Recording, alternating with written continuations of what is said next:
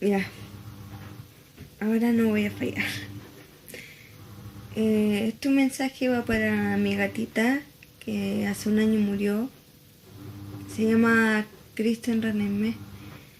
Y bueno, ¿qué más puedo decir? Que la extraño mucho y que no he parado de llorar.